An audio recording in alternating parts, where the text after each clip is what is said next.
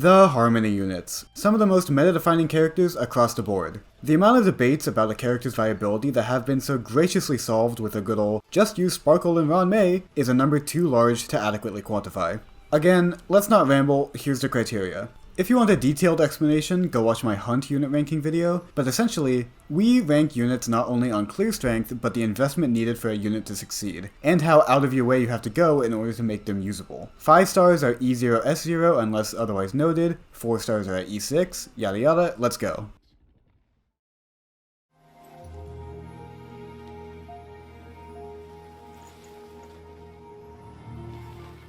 Unlike last time, I think Harmony is a path where every unit has some sort of use case. Especially during the all say.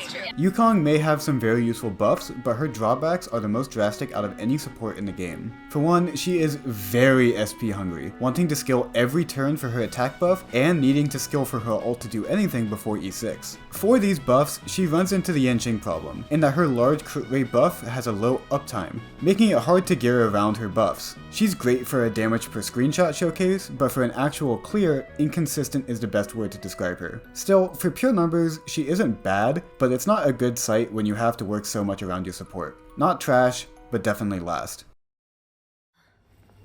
Strange. Hanya is not a bad unit, but she struggles for being so replaceable in her strengths. Unlike someone like Ting Yun who has her defined niche with her energy, Hanya's niche of skill points and speed is so thoroughly outclassed by Sparkle. Or hell, even without that direct comparison, her buffs are just not as potent compared to the top dogs. The thing about the support role is that good does not cut it. It's so competitive to where units like Hanya fall by the wayside for just not being good enough compared to the competition. She's usable, but overall very replaceable. Huh? What is it?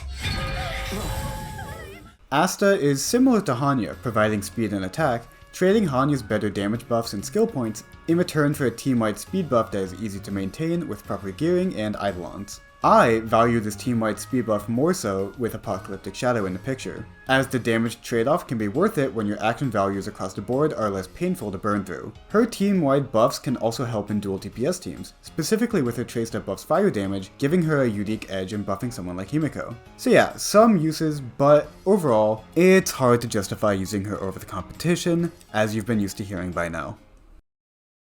Even had time to set up an ambush. You dare underestimate? Hey, I've been saying it this whole time, supports are really competitive. This is the world we live in, where Bronya is 6th. That does not mean that she is weak. She is the cornerstone of so many teams. It's just that the same can be said for every unit above her on this list. Like with Yukong, the deciding factor that puts her below her competition is her unique setbacks, mainly with her SP usage. Her E1 can help in this regard, but the fact is that Bronya teams usually have more to deal with when it comes to specific team building thanks to her demanding playstyles. Still, don't let me downplay her too hard. Her strength is still invaluable in so many different cores, like Blade, Boot Hill, Jingliu, or even an E2 Acheron. But competition is fierce, and when other units just do your job better, you're going to struggle as time goes on. The Penacony in Mikhail's dreams does not belong to order. Super Break. What, do you need me to say anything else? Currently, Harmony Trailblazer is the only gateway for Super Break in the game, leading to entire teams being centered around the support. With how strong Firefly and Boot Hill are, it's no wonder why the support is so valued. But it doesn't even stop at them, as budget teams can often make use of Super Break in order to increase the base damage of the rotations. With how break-focused Apocalyptic Shadow is, adding Super Break into the mix along with their high toughness damage, their SP-positive playstyle, their 100% ult uptime, and their high personal Super Break damage just makes them a complete package that will forever be a staple in break comps.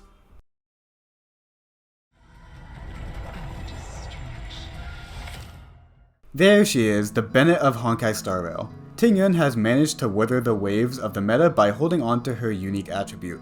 Energy buffing. Energy is such an integral part of the game, and no one has been able to replicate her funneling capabilities. Energy-averse units like Acheron, Firefly, and Boot Hill have made her place at the top iffy, but newer units like Yun Li prove that her utility will always have a place in the meta. This says nothing about how high her base speed is, how SP positive she is, and how spammable her ult is while also being paired with Dance Dance Dance. She may be outclassed one day, but that doesn't take away with the raw strength that she gives to the average team.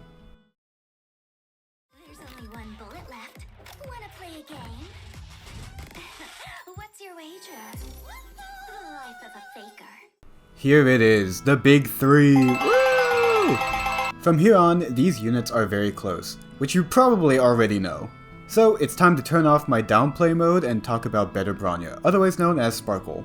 Her buff, lasting past the unit's turn, makes her viable in so many more teams than Bronya, most notably with follow-up teams like with Jang Yuan and Yun Li. Her solo buffing and turn advancement is just completely unmatched, and being slightly S positive on top of that just pushes her over the edge to just being insane.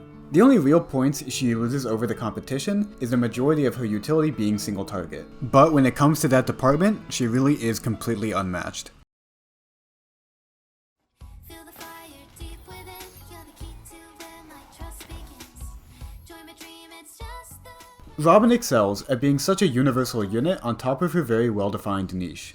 Buffing follow-ups is great, but any comp that attacks frequently will not only benefit from her large personal damage, but will also help in funneling back her energy through her trace. Her turn advancement is so universal, and helps with low cycle clearing an absolutely insane amount.